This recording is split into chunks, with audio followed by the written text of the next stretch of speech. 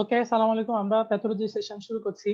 সেটা হচ্ছে যে আজকে আমরা প্যাথোলজিতে আলোচনার বিষয় আমরা কিন্তু আগেই ঠিক করে রাখছি। আলোচনার বিষয় আপনাদেরকে দেওয়া হয়েছিল যে growth adaptation and cellular injury.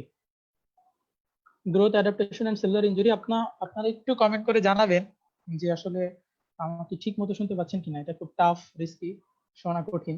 এই জন্য আপনারা একটু কমেন্টে জানাবেন। সেটা হচ্ছে আজকে আমাদের বিষয় ছিল কি ছিল, growth adaptation and cellular injury. ওকে,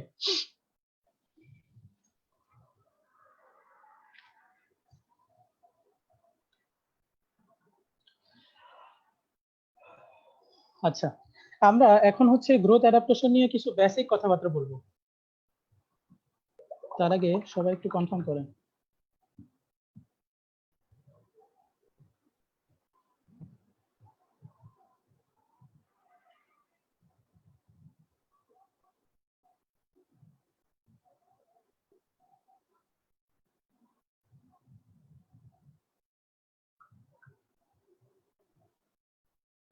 ওকে, আমরা গ্রোথ অ্যাডাপ্টেশন নিয়ে কিছু বেসিক কথাবার্তা বলবো। তো বেসিক কথাবার্তার ভিতরে ভিতরে প্রথমে আমরা একটু যদি চিন্তা করি, তাহলে আমরা দেখতেছি এখানে আমাদের যে বিভিন্ন ধরনের অর্গান আছে, আমাদের যে বিভিন্ন ধরনের আমাদের যে বিভিন্ন ধরনের অর্গান গুলো আছে, সেই অর্গান গুলোতে কি হচ্ছে, সেই অর্গান গুলোতে কিন্তু যে সবার ক্ষেত্রে কিন্তু এক ধরনের স্ট্রেস কাজ করে। হ্যাঁ, স্ট্রেস কাজ করে। সেটা হচ্ছে এই organ is homeostasis with physiological stress placed on it. তার মানে এই অর্গানগুলোর উপরে যে ফিজিওলজিক্যাল স্ট্রেস বা ফিজিওলজিক্যাল স্ট্রেস পড়ে, এই স্ট্রেস দিয়ে কিন্তু আমরা হচ্ছে এটা একটা গুরুত্বপূর্ণ ভূমিকা পালন করে একটা অর্গানের ক্ষেত্রে কি হয়। এখন কয়েকটা জিনিস হইতে পারে। সেটা হচ্ছে এই যে স্ট্রেস আমরা অর্গানের উপরে পড়ে, এই স্ট্রেস যে অর্গানের উপরে পড়তেছে, এই স্ট্রেসটা বেশি হইতে পারে, ইনক্রিজ হইতে পারে, এই স্ট্রেসটা কম হইতে পারে, দ্যাট মিনস ডিক্রিজ হইতে পারে, এই স্ট্রেসটা চেঞ্জ হইতে পারে, মানে বেশি হইতে পারে, কম হইতে পারে, বিভিন্ন ধরনের পরিবর্তন হইতে পারে। এই ধরনের স্ট্রেসের পরিবর্তনের জন্য আমাদের সেলের উপরে যে বিভিন্ন ধরনের ইফেক্ট পড়ে, একেই বলা হয় কিন্তু গ্রোথ অ্যাডাপ্টেশন। তার মানে আমরা কি বলতেছি, খাঁটি বাংলায় যদি আমি কথা বলি, মানে খুব খাঁটি বাংলায় আমি যদি চিন্তা করি, তাহলে কি হচ্ছে, এখানে অর্গানের উপরে আমরা ফিজিওলজিক্যালি কিছু স্ট্রেস প্লেস হয়। এই স্ট্রেস কখনো কি হইতে পারে, স্ট্রেস কখনো ইনক্রিজ হইতে পারে, স্ট্রেস ডিক্রিজ হইতে পারে, স্ট্রেস চেঞ্জ হইতে পারে। তার মানে এই স্ট্রেসের পরিবর্তনের কথা চিন্তা করে কিন্তু আমাদের এই যে গ্রোথ অ্যাডাপ্টেশন, এই টার্মিনোলজি কিন্তু আমাদের সামনে চলে আসছে। আমরা জাস্ট এতটুকু জানলেই হবে। এরপর আমরা যদি পরবর্তী স্লাইডে যাই, তাহলে আমাদের গ্রোথ অ্যাডাপ্টেশনের ক্ষেত্রে কি কি জিনিস থাকে। গ্রোথ অ্যাডাপ্টেশনের ক্ষেত্রে মেইনলি আমরা চারটা জিনিস আলোচনা করি। এছাড়াও কিন্তু আরো কিছু জিনিস আমরা পড়বো, সেটা হচ্ছে আমরা শেষে বলবো। মেইনলি আমরা চারটা জিনিস আলোচনা করি, সেটা হচ্ছে হাইপারট্রফি, হাইপারপ্লাসিয়া, অ্যাট্রফি এবং মেটাপ্লাসিয়া। আমরা কিন্তু এই চারটা জিনিস নিয়ে বেশি কথা বলি। আমরা আরো কিছু জিনিস আজকে নতুন ভাবে জানার চেষ্টা করব। তো এখন আমি যদি চিন্তা করি হাইপারট্রফি এবং হাইপারপ্লাসিয়া কি, এটা আপনারা সবাই জানেন, তারপর আমি একটু জাস্ট বলার চেষ্টা করতেছি। সেটা হচ্ছে অর্গান সাইজ এবং অর্গান নাম্বার, এই দুইটা জিনিস কিন্তু আমাদের উল্টাপাল্টা হয়ে যায়। এই দুইটা জিনিস কিন্তু খুব ইম্পর্টেন্ট। আমাদেরকে চিন্তা করতে হবে, যদি অর্গান সাইজটা বেড়ে যায় তাহলে সেটা হাইপারট্রফি, আর অর্গান নাম্বার যদি বেড়ে যায় তাহলে সেটা হাইপারপ্লাসিয়া। শুধু এতটুকু কথা জানলেই হবে যে অর্গান সাইজটা যদি বেড়ে যায় তাহলে সেটা হাইপারট্রফি, আর অর্গান নাম্বারটা যদি বেড়ে যায় সেটা হচ্ছে, মানে অর্গান নাম্বার মানে সেলের নাম্বার বেড়ে যদি অর্গানটা বড় হয় তাহলে কিন্তু সেটা হচ্ছে হাইপারপ্লাসিয়া। এটা খুব ইম্পর্টেন্ট কথা। তার মানে আমি আবারও বলছি, সেটা হচ্ছে যেটা সবারই আমাদের ভুল হয়, সেটা হচ্ছে যদি অর্গান সাইজটা বেড়ে যায় সেটা হাইপারট্রফি, এবং অর্গান নাম্বার সেল নাম্বার বেড়ে যদি অর্গানের সাইজটা বাড়ায় তাহলে সেটা হাইপারপ্লাসিয়া। আচ্ছা, এখন আমি দেখি হাইপারট্রফির মেকানিজম। হাইপারট্রফি সম্বন্ধে যদি আমরা কথা বলতে চাই, একটু যদি ভিতরে ঢোকার চেষ্টা করি, সেক্ষেত্রে আমরা দেখব এখানে ইনভলভ করে তিনটা জিনিস। এক নাম্বার হচ্ছে জিন অ্যাক্টিভেশন, দুই নাম্বার হচ্ছে প্রোটিন সিনথেসিস, এবং তিন নাম্বার হচ্ছে প্রোডাকশন অফ অর্গানালিস। তাহলে কি কি হচ্ছে, এখানে তিনটা জিনিস হচ্ছে। আমরা সবাই একবার যদি রিক্যাপিচুলেট করার চেষ্টা করি, সেটা হচ্ছে জিন অ্যাক্টিভেশন, দুই নাম্বার হচ্ছে প্রোটিন সিনথেসিস, এবং তিন নাম্বার হচ্ছে প্রোডাকশন অফ অর্গানালিস। এখন আমি যদি চিন্তা করি এখানে কি হচ্ছে সেটা আমি যদি চিন্তা করি, একটা সেল, এখানে সেলের কিন্তু সাইজটা বাড়বে, সেলের নাম্বারটা বাড়বে, দুইটা ঘটনা ঘটে। আমরা যখন হাইপারট্রফি বলবো তখন কিন্তু সেলের সাইজটা বাড়বে। এখন আমি যদি একটা সেলের অর্গানালির কথা চিন্তা করি, আমাদের দেহে যেমন বিভিন্ন স্কেলিটন আছে, আমাদের বিভিন্ন বোনস আছে, এই বোনস কিন্তু আমাদের যে আমাদের বিভিন্ন অর্গানালি সেলের আমাদের যে সাইজটা আছে, সেলের সাইজ, সেটা হচ্ছে অর্গান সাইজ কিন্তু আমরা একটা গুরুত্বপূর্ণ ভূমিকা পালন করি। এই অর্গান সাইজের ক্ষেত্রে আমরা একটা সেলের যে ইম্পর্টেন্ট একটা ফাংশন তার ভিতরে কিন্তু আছে হচ্ছে এখানে আমাদের যে স্কেলেটন থাকে, যেখানে আবার দিচ্ছি সেটা হচ্ছে আমাদের যে বডিতে স্কেলেটন থাকে, এইরকম সেলেরও কিন্তু একটা স্কেলিটন থাকে। এই সেলের স্কেলিটনকে কি বলা হয়? এই সেলের স্কেলিটনকে বলা হয় cytoskeleton. That means cell has cytoskeleton, মানে cell has skeleton which is called cytoskeleton, which maintain the size and shape of the cell. এই যে সেলের যে সাইটোস্কেলিটন আছে, এই সাইটোস্কেলিটন কিন্তু সেলের সাইজ এন্ড শেপ মেনটেন করে।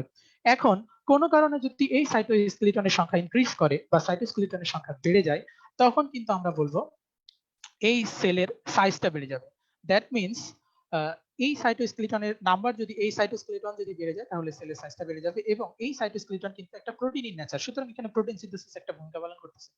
আবার এখানে যদি আমি বলি প্রোডাকশন অফ অর্গানালিস, যেমন হচ্ছে মাইটোকন্ড্রিয়া সেলের একটা ইম্পর্টেন্ট অর্গানালি, এই অর্গানালির সংখ্যা যদি বেড়ে যায়, যে আগে মাইটোকন্ড্রিয়া একটা কাজ করতো, এই মাইটোকন্ড্রিয়া কিন্তু পরবর্তীতে গিয়ে যদি আরো বেশি কাজ করা শুরু করে, তার নাম্বার যদি বেড়ে যায়, সংখ্যা যদি বেড়ে যায়, তাহলে সেই মাইটোকন্ড্রিয়া কিন্তু তার থেকে আগের থেকে কিন্তু বেশি কাজ করা শুরু করবে।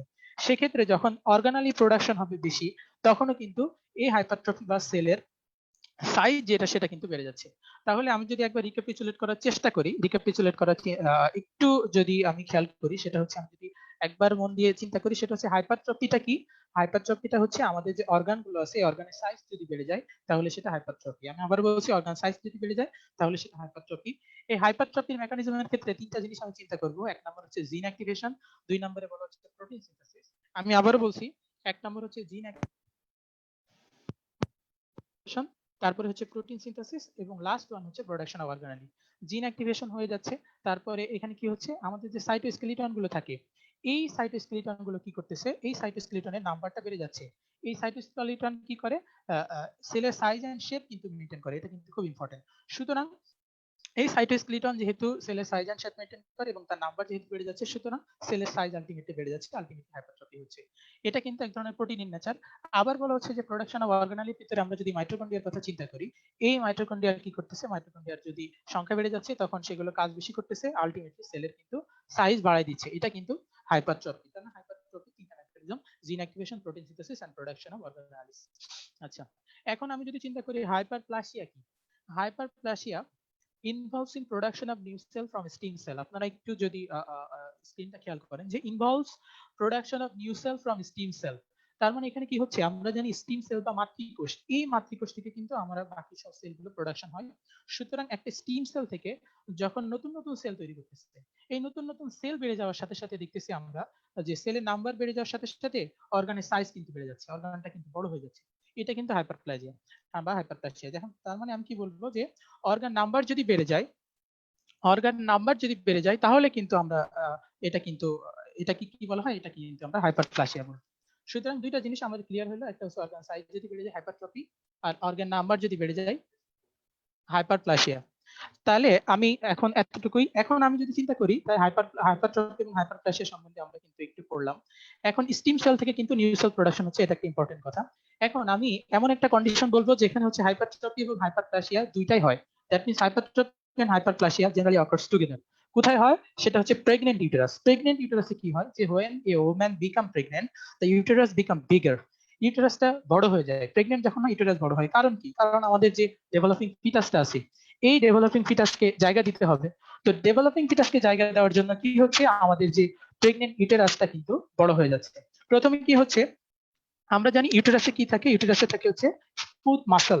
দ্যাট মিন্স ইউটেরাসে যে স্মুথ মাসল থাকে, এই স্মুথ মাসলের কিন্তু প্রথমে হাইপারপ্লাসিয়া হবে।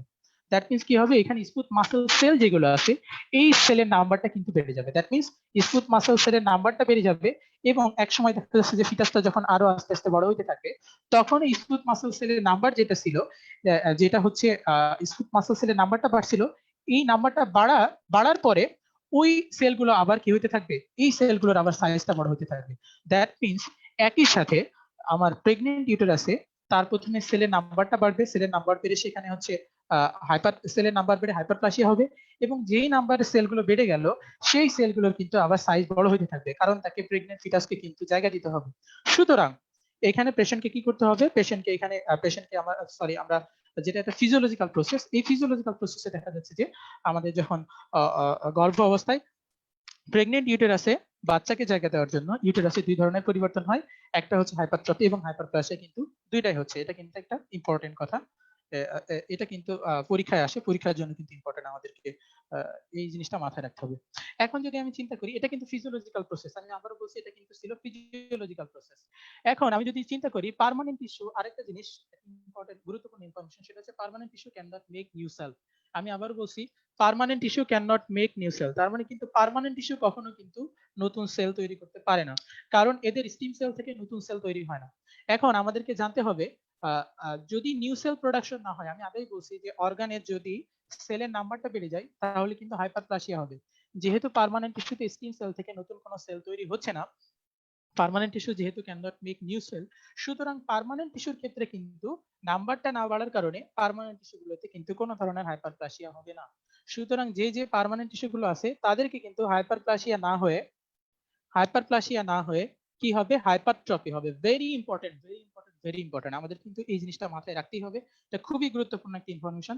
সেটা হচ্ছে পার্মানেন্ট টিস্যুতে যেহেতু নতুন কোনো সেল প্রডিউস হচ্ছে না, সুতরাং পার্মানেন্ট টিস্যুতে কিন্তু কোনো ধরনের কি হবে না, পার্মানেন্ট টিস্যুতে কোনো ধরনের হাইপারপ্লাসিয়া হবে না, কারণ এখানে নাম্বারটা বাড়ে না। এখানে যেহেতু সেলের সাইজটা বাড়ে, সুতরাং এখানে হাইপারট্রফি হবে। পার্মানেন্ট টিস্যু কোথায় কোথায় আছে, আমরা যদি তিনটা জায়গায় পার্মানেন্ট টিস্যু আছে এটা আমাদের মাথায় রাখতে হবে। এক নম্বর হচ্ছে কার্ডিয়াক মায়োসাইট, এক নম্বরে কি বললাম, কার্ডিয়াক মায়োসাইট। দুই নম্বরে বললাম স্কেলিটাল মাসেল, এবং তিন নম্বরে আমি যদি বলি সেটা হচ্ছে নার্ভ। তার মানে এই তিনটা জায়গায় কিন্তু আমাদের সেটা হচ্ছে পার্মানেন্ট টিস্যু থাকে। তাহলে কোথায় বললাম, একটা হচ্ছে কার্ডিয়াক মায়োসাইট, দুই নম্বরে হচ্ছে স্কেলিটাল মাসেল, এবং তিন নম্বরে নার্ভ। সুতরাং যদি এইখানে কি, তাহলে কি হবে, এখানে এদের যেহেতু সেলের নাম্বারটা বাড়তেছে না, সুতরাং এখানে হাইপারপ্লাসিয়া হবে না, এখানে হাইপারট্রফি হবে। যেমন আমরা সবাই হয়তো কম বেশি জানি, বড় ছোট আমরা যারা সিনিয়র জুনিয়র আছি তারা সবাই হয়তো জানি, আমরা হার্ট এর মাসেলের ক্ষেত্রে কিন্তু আমরা জানি হচ্ছে এখানে কি হয়, এখানে হচ্ছে যেমন লেফট ভেন্ট্রিকুলার কথা যদি চিন্তা করে, একটা নাম খুবই পরিচিত আমাদের, সেটা হচ্ছে লেফট ভেন্ট্রিকুলার হাইপারট্রফি। কখনোই কিন্তু আপনি শুনবেন না লেফট ভেন্ট্রিকুলার হাইপারপ্লাসিয়া, কারণ এখানে পার্মানেন্ট টিস্যু থাকে, এখানে স্টিম সেল থেকে নতুন সেল প্রডিউস হয় না। যেহেতু নতুন সেল প্রডিউস হয় না, সুতরাং সেলের নাম্বারটা বাড়ে না। যেহেতু সেলের নাম্বার বাড়তেছে না, সেখানে হাইপারপ্লাসিয়া হওয়ার কোনো সম্ভাবনাই নেই, এখানে হাইপারট্রফি হবে। আচ্ছা, আমরা একটু যদি এটা চিন্তা করি, পরবর্তী স্লাইডে দেখেন, একটু যদি চিন্তা করি, এখানে যে মোটা অংশটা আছে, আপনারা একটু দেখেন যে মোটা অংশ, এটা একটা বিরাট রাউন্ডের মোটা অংশ আছে, এবং বাম পাশে কিন্তু একটা চিকন অংশ থাকবে। হ্যাঁ, এটা বিরাট রাউন্ডের মোটা অংশ আছে, এটাই কিন্তু একটা left ভেন্ট্রিকলের cut section.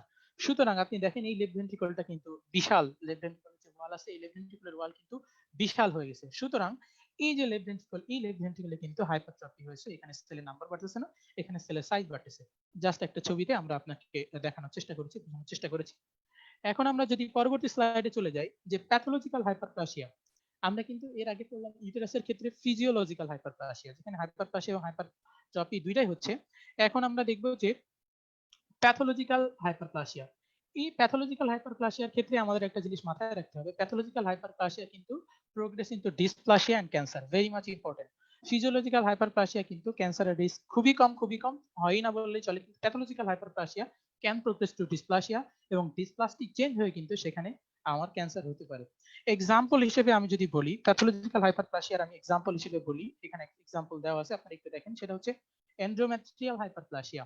Endometrial hyperplasia, এই এন্ডোমেট্রিয়াল হাইপারপ্লাসিয়া কিন্তু এন্ডোমেট্রিয়াল হাইপারপ্লাসিয়া হওয়ার পরে সেখানে ডিসপ্লাস্টিক চেঞ্জ হয়, এবং শেষে কিন্তু এন্ডোমেট্রিয়াল কার্সিনোমা হতে পারে, এক্সেপ্ট, মনে রাখতে হবে, এক্সেপ্ট বিনাইন প্রোস্টেটিক হাইপারপ্লাসিয়া। প্রোস্টেটে যে হাইপারপ্লাসিয়া হয়, আপনি নামের ক্ষেত্রেই দেখেন, নামের আগেই কিন্তু লেখা আছে benign prostatic hyperplasia, that means এটা একটা বিনাইন কন্ডিশন, এবং এটা কিন্তু আপনার ম্যালিগন্যান্ট ট্রান্সফরমেশন হয় না। সুতরাং এখানে কিন্তু লেখা আছে এক্সেপশন, আপনি একটু খেয়াল করুন। সুতরাং আমরা যদি বলি যে pathological hyperplasia can progress into dysplasia and cancer, সেক্ষেত্রে আমরা এক্সাম্পল কিন্তু দিব এন্ডোমেট্রিয়াল হাইপারপ্লাসিয়া। এক্সেপশন সাদা কিন্তু শুনতে চাই, সেটা হচ্ছে এক্সেপশন বললে আমরা কিন্তু বলবো বিনাইন প্রোস্টেটিক হাইপারপ্লাসিয়া, এটা কিন্তু এক্সেপশন, এখানে ম্যালিগন্যান্ট ট্রান্সমিশন হয় না। এখন আমরা যদি একটু চিন্তা করি কিভাবে হচ্ছে, আমরা জানি যে এন্ডোমেট্রিয়াল গ্রোথ যেটা আছে ডিউ টু এক্সেস এক্সপোজার, মানে এন্ডোমেট্রিয়াল গ্রোথটা হয় কি জন্য, এক্সপোজার অফ ইস্ট্রোজেন। ইস্ট্রোজেনের কারণে কিন্তু আমাদের যে এন্ডোমেট্রিয়াম আছে, এই এন্ডোমেট্রিয়ামের কিন্তু আপনার গ্রোথটা হয়, এবং এই এন্ডোমেট্রিয়াল গ্রোথ হওয়ার পরে সেটা আবার শিডিং আউট হয়ে যায়। এই শিডিং আউট হয় কি, due to exposure of progesterone. তার মানে ইস্ট্রোজেনের জন্য এন্ডোমেট্রিয়াল গ্রোথটা হবে, এবং প্রোজেস্টেরনের জন্য এন্ডোমেট্রিয়াল শিডিং হবে। But if the exposure of oestrogen is exceed, then it undergo endometrial hyperplasia.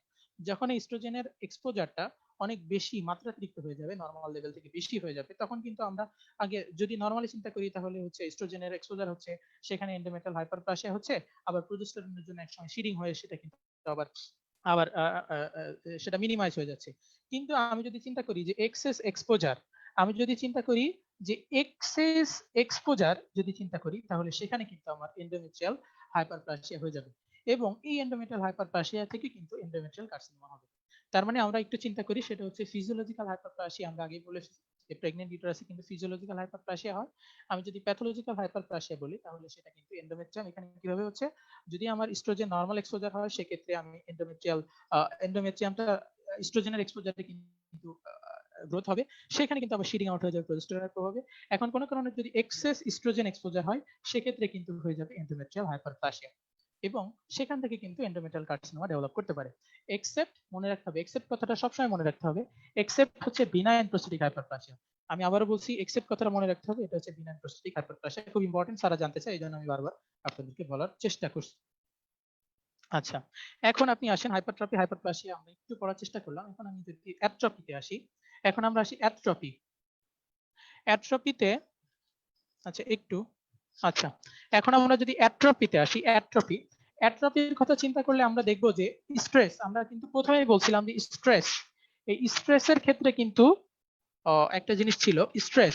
Stress আমি প্রথমে বলছিলাম, স্ট্রেসটা কিন্তু প্রথমে হচ্ছে ইনক্রিজ হয়, তারপরে ডিক্রিজ হয়, অথবা স্ট্রেস চেঞ্জ হতে পারে। তার মানে স্ট্রেসে কি হয়, স্ট্রেস হচ্ছে ইনক্রিজ হতে পারে, স্ট্রেস ডিক্রিজ হতে পারে, অথবা স্ট্রেস কিন্তু চেঞ্জ হতে পারে। এখন আমি দেখলাম যখন decrease in stress lead to decrease in organ size, তার মানে যখন আমরা স্ট্রেসটা কমে যাচ্ছে, তখন কিন্তু অর্গান সাইজটা কমে যাচ্ছে। আমি আবার বলছি, যখন স্ট্রেসটা আমি কমাই দিচ্ছি বা ডিক্রিজ করতেছে, তখন কিন্তু অর্গান সাইজটা কমে যাচ্ছে এবং এটা কিন্তু অর্গান সাইজটাও কমবে, আবার দেখা যাচ্ছে যে সেল ছিল, সেই সেলুলার নাম্বারও কিন্তু কমে যাচ্ছে। সুতরাং আমরা বললাম হাইপারট্রফি হাইপারপ্লাসিয়া, সেটা কিন্তু অর্গান সাইজটা বড় ছিল, আইদার হচ্ছে অর্গান সাইজটা বড় হয়ে যাচ্ছে, অথবা যে সেলটা আছে এই সেলের নাম্বারটা বেড়ে যেয়ে কিন্তু বড় হয়ে যাচ্ছে, এটা একটা কথা ছিল। কিন্তু কোনো কারণে যদি এই স্ট্রেসটা যদি আমরা ডিক্রিজ করতে পারি, তাহলে কিন্তু সেলের সাইজ এবং নাম্বার দুইটাই কমে যেতে পারে, যাকে কিন্তু আমরা বলবো অ্যাট্রফি। আচ্ছা, এখন আমি যদি এই যে অ্যাট্রফির কিছু মেকানিজমের কথা চিন্তা করি, অ্যাট্রফির কিছু মেকানিজমের কথা বা মেকানিজম সম্বন্ধে কিছু আলোচনা করতে যাই, তাহলে আমি বলবো যে ডিক্রিজ ইন সেল নাম্বার কিভাবে কমে, একটা খুব বেশি ইম্পর্টেন্ট একটা কিন্তু জিনিস, সেটা আমরা জানি হচ্ছে অ্যাপোপ্টোসিস। এই অ্যাপোপ্টোসিসের ফলে কিন্তু সেল নাম্বার কমে যায়। আমরা সবাই অ্যাপোপ্টোসিসের সংজ্ঞা জানি, সেটা হচ্ছে apoptosis is a pathway of cell death that is induced by a tightly regulated suicide program in which the cell destined to die active intrinsic enzyme that degrade the cell own nuclear DNA and nuclear and cytoplasmic protein। অ্যাপোপ্টোসিসের সংজ্ঞা কিন্তু আমরা সবাই জানি, সেটা কিন্তু আমরা পরবর্তীতে আলোচনা করব। অ্যাপোপ্টোসিস একটা বড় জিনিস, আমরা আগামীতে আমাদের চ্যাট বক্সে ইনশাআল্লাহ আলোচনা হবে। সেটা হচ্ছে এই যে সেলের নাম্বারটা কমে যাচ্ছে, তার একটা ইম্পর্টেন্ট টপিকস হচ্ছে অ্যাপোপ্টোসিস। দ্যাট মিন্স অ্যাপোপ্টোসিসের ফলে কিন্তু সেলের নাম্বারটা কমে যায়। আবার আমরা বলতেছি decrease in cell size occurs via, মানে সেল সাইজটা আরো কিসের জন্য কমে যাচ্ছে, দুইটা জিনিস। এক নম্বরে বলা হচ্ছে যে ubiquitin proteasome degradation of the cytoskeleton and autophagy of the cellular component, দুইটা জিনিস হতে পারে। এক নম্বর বলা হচ্ছে যে প্রথমে আমরা দেখে আসলাম, এটা হচ্ছে সেল সাইজটা কমে যাচ্ছে, আর এর আগেরটা ছিল হচ্ছে সেল নাম্বার। তার মানে সেল নাম্বার কমে যাচ্ছে অ্যাপোপ্টোসিসে। আমি আবার বলছি, দুইটা জিনিস, একটা হচ্ছে সেল নাম্বার, একটা সেল সাইজ। সেল নাম্বারটা কমে যাচ্ছে অ্যাপোপ্টোসিসের ফলে, কিন্তু সেল সাইজটা কমে যাচ্ছে কিসের ফলে, দুইটা জিনিসের ফলে। এক নম্বর হচ্ছে ইউবিকুইটাম proteasome degradation of the cytoskeleton, আর একটা হচ্ছে autophagy of the cellular component. এখন আমাদের হয়তো সবার একটু চিন্তা, সেটা হচ্ছে ইউবিকুইটান প্রোটিওজম ডিগ্রেডেশন অফ দ্য সাইটোস্কেলেটন। এখানে আসলে কি হচ্ছে ব্যাপারটা, এখানে হচ্ছে আমরা প্রথমে যদি আমি অল্প অল্প করে বলার চেষ্টা করি, এখানে যে ইউবিকুইটান আছে, এটা ইউবিকুইটান কিন্তু এক ধরনের প্রোটিন।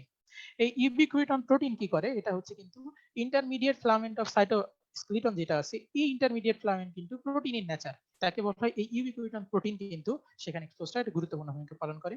আবার আমাদের সেলুলার অর্গানালির ভিতরে কিন্তু থাকে হচ্ছে প্রোটিওজোম। এই প্রোটিওজোম কি করে, proteasome recognize ubiquitin tag protein and trace that protein to destroy them. এই প্রোটিওজোমের কাজই হলো ইউবিকুইটন ট্যাগ প্রোটিন যেটা থাকে, সেই ট্যাগ প্রোটিনকে সে কিন্তু কি করে, ট্রেস করে। সেই ট্যাগ প্রোটিনকে সে ট্রেস করবে, রিকগনাইজ করবে এবং তাকে কিন্তু ডিস্ট্রয় করে দিবে। তার মানে আমি যদি এখন বলি যে আপনার সাইটোস্কেলিটনের ভিতরে একটা ইম্পর্টেন্ট জিনিস ছিল, সেটা হচ্ছে ইন্টারমিডিয়েট ফিলামেন্ট। এই ইন্টারমিডিয়েট ফিলামেন্ট হচ্ছে আপনার ইউবিকুইটান প্রোটিনের সাথে রিলেটেড। এখন এই ইন্টারমিডিয়েট ফিলামেন্ট যেহেতু ইউবিকুইটান প্রোটিনের সাথে রিলেটেড, আবার প্রোটিওজোম কিন্তু কি করতেছে, প্রোটিওজোমের কাজই হচ্ছে যে ইউবিকুইটান ট্যাগ প্রোটিনটাকে রিকগনাইজ করবে এবং সেটাকে ডিস্ট্রয় করে দিবে। সুতরাং এই প্রোটিওজোম ইউবিকুইটান ট্যাগ প্রোটিনকে রিকগনাইজ করতেছে, তাকে ডিস্ট্রয় করে দিচ্ছে।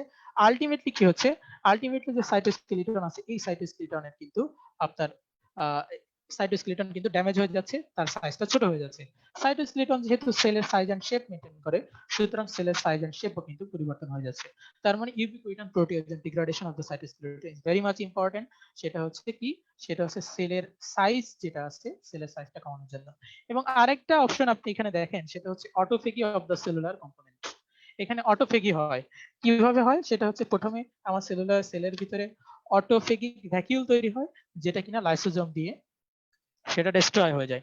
তার মানে এখানে হচ্ছে আপনি জাস্ট এতটুকু মনে রাখবেন, সেটা হচ্ছে আমাদের সেলের ভিতরে বিভিন্ন ভাবে অটোফেজিক ভ্যাকিউল তৈরি হয়, যেটা কিনা একটা, আমি যদি শুধু একটা উদাহরণ দিতে চাই, সেটা কিন্তু লাইসোজোম সেটাকে ডিস্ট্রয় করে দেয়। তাহলে আমি যদি প্রথম থেকে আরেকবার আসি, সেটা হচ্ছে, আপনি কি করে দিকে খেয়াল করেন, সেটা হচ্ছে আমরা যে বললাম অ্যাট্রপির অনেকগুলো টাইপ আছে, আমরা আসলে পরে ডিটেইলস আলোচনা করার চেষ্টা করবো। এখন যেহেতু এটা একটা ট্রেইলার ক্লাস, আপনি বুঝতেই পারতেছেন ট্রেইলার কিন্তু, একটা বড় মুভি ট্রেলারও কিন্তু 3-4 মিনিট হয়। সুতরাং আমাদের ট্রেলার ক্লাসে আসলে আমরা খুব অল্পতে সামনের দিকে আগানোর চেষ্টা করতেছি, এত বেশি ভিতরে আসলে আমরা আরো আলোচনা করবো ইনশাআল্লাহ, সমস্যা নেই। সেটা হচ্ছে এখানে কি হচ্ছে, অ্যাট্রপিতে কি হচ্ছে, ডিক্রিজ ইন সেল নাম্বার হচ্ছে, সেল সাইজটাও ডিক্রিজ হচ্ছে। সেল নাম্বারটা কিভাবে ডিক্রিজ হচ্ছে, এখানে কিন্তু অ্যাপোপ্টোসিসের মাধ্যমে সেলের নাম্বারটা কমতেছে, মনে রাখবেন অ্যাপোপ্টোসিসের মাধ্যমে সেলের নাম্বারটা কমতেছে। এবং সেল সাইজটা কিভাবে কমতেছে, দুইটা জিনিস। এক নম্বর হচ্ছে ইউবিকুইটান প্রোটিওজোম ডিগ্রেডেশন অফ দ্য সাইটোস্কেলিটন, যেখানে বলা হচ্ছে এখানে সাইটোস্কেলিটনের যে আপনার সাইটোস্কেলিটন ইন্টারমিডিয়েট ফিলামেন্ট থাকে, সেই ইন্টারমিডিয়েট ফিলামেন্টে কিন্তু প্রোটিওজোম এই ইউবিকুইটান ট্যাগ প্রোটিনকে রিকগনাইজ করে এবং সেটাকে ডিস্ট্রয় করে দিয়ে আলটিমেটলি ইন্টারমিডিয়েট ফিলামেন্ট নষ্ট করে দিচ্ছে, সাইটোস্কেলিটন গাঠনিক স্ট্রাকচার নষ্ট করে দিচ্ছে। সুতরাং সাইটোস্কেলিটনটা আপনার নষ্ট হয়ে যাচ্ছে, সুতরাং সেলের সাইজটা কিন্তু কমে আসতেছে। আবার আমাদের সেলের ভিতরে অটোফেগিক ভ্যাকিউল তৈরি হচ্ছে, এই অটোফেগিক ভ্যাকিউল কিন্তু লাইসোজোম ডিস্ট্রয় করে দিচ্ছে। আলটিমেটলি এখানে কি হচ্ছে, সেলের সাইজটা কিন্তু কমে যাচ্ছে, সুতরাং অ্যাট্রফি হচ্ছে। এখন আমি যদি চিন্তা করি মেটাপ্লাসিয়া নিয়ে কিছু কথাবার্তা বলতে চাচ্ছি। মেটাপ্লাসিয়া আপনি একটু দেখেন যে changes in the stress on organ leads to changes in cell type. এখানে হচ্ছে অর্গানের উপরে স্ট্রেসটা কমিয়ে দিয়ে কিন্তু পুরো সেল টাইপটাই পরিবর্তন হয়ে যাচ্ছে। আমি আবারও বলছি, changes in stress on organ leads to changes in cell type, cell টাইপই কিন্তু পরিবর্তন হয়ে যাচ্ছে। আপনারা মনে রাখবেন যে মোস্ট কমনলি ইনভলভ হচ্ছে সারফেস এপিথেলিয়াম। মেটাপ্লাসিয়া মেইনলি হয় হচ্ছে সারফেস এপিথেলিয়ামে।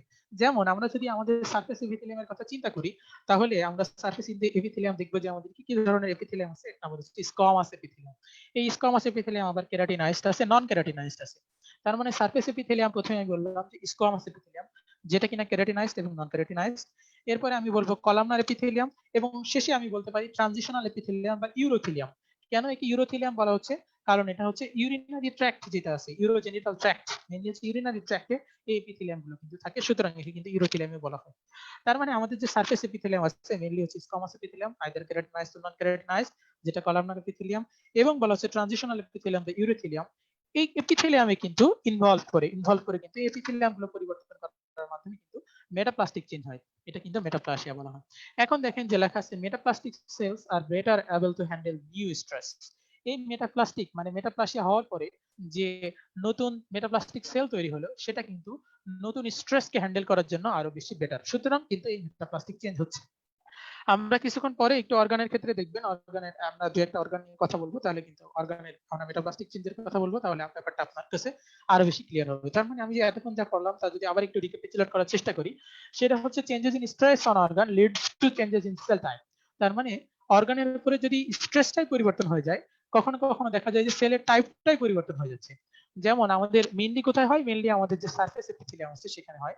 সারফেস এপিথেলিয়াম কি কি আছে, এক নম্বরে যদি আমি বলি সেটা হচ্ছে স্কোয়ামাস এপিথেলিয়াম, যেটা কেরাটিনাইজড নন কেরাটিনাইজড হতে পারে।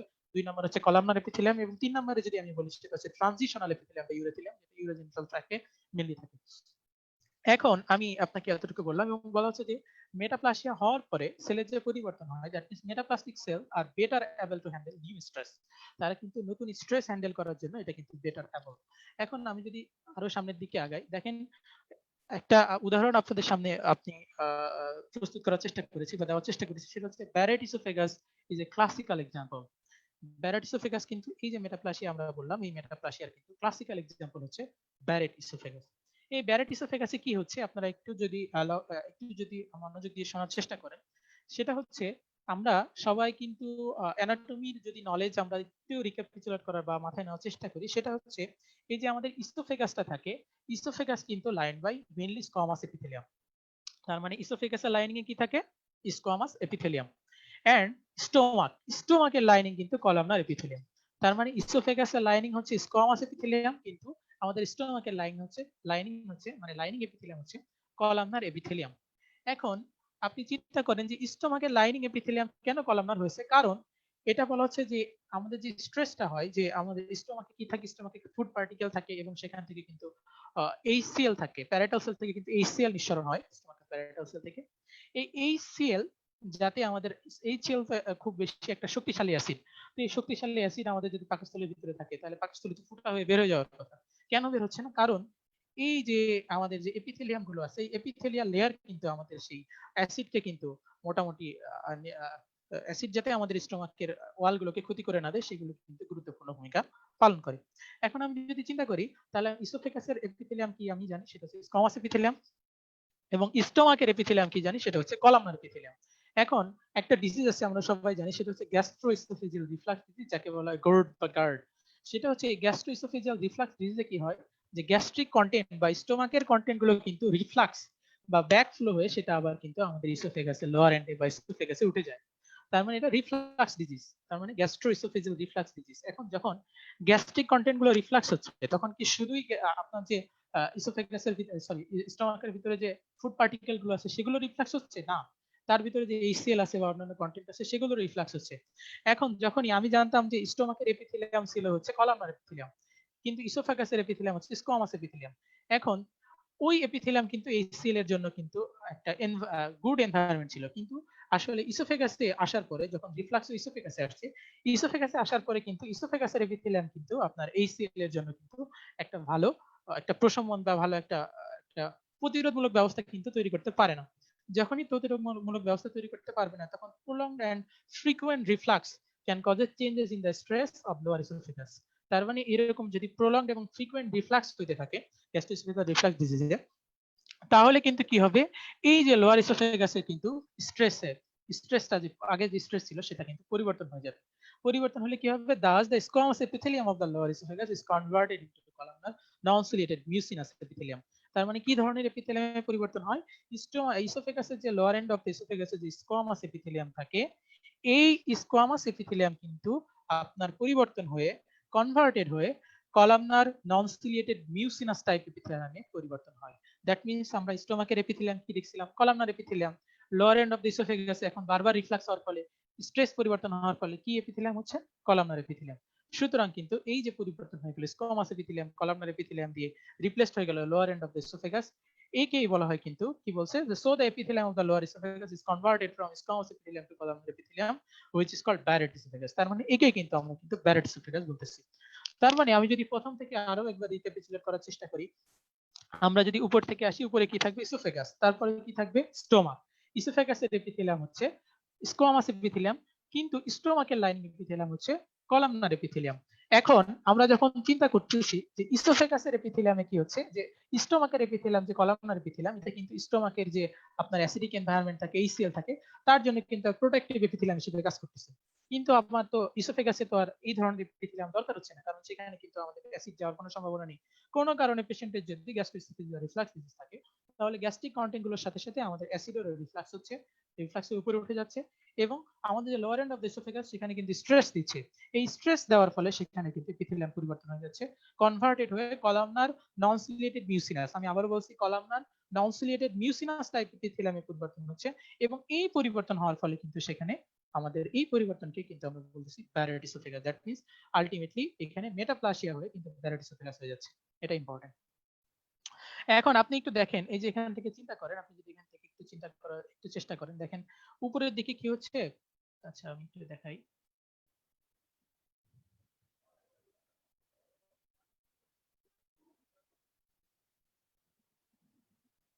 একটু দেখেন, এখানে কিন্তু আমরা একটা ছবি দেখানোর চেষ্টা করেছি। এই ছবিতে দেখেন উপরের দিকের এপিথেলিয়ামটা অনেক সুন্দর। হ্যাঁ, এখানে আমি একটু ইন্ডিকেট করার চেষ্টা করতেছি, একটু দাঁড়ান। আপনি এই যে এখান থেকে দেখেন ইন্ডিকেটর যাচ্ছে এই এপিথেলিয়ামটুকু দেখেন, এটা কিন্তু এই এপিথেলিয়াম গুলো কিন্তু অনেক সুন্দর, উপরের দিকের এপিথেলিয়াম, এখানে কিন্তু কোনো পরিবর্তন হয় নাই।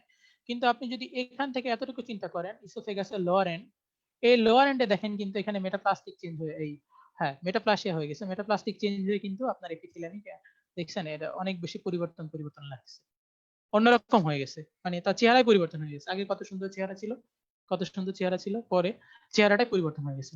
সুতরাং এখানে কি হচ্ছে, এখানে এই যে লোয়ার এন্ড অফ দ্য ইসোফেগাসে কিন্তু আমাদের এপিথেলিয়ামের পরিবর্তন হয়ে এখানে কিন্তু কি হয়ে যাচ্ছে, লোয়ার এন্ড অফ দ্য ইসোফেগাসে কিন্তু এপিথেলিয়ামের পরিবর্তন হয়ে এখানে আমাদের হচ্ছে যেটা মেটাপ্লাস্টিক চেঞ্জ হয়ে যাচ্ছে।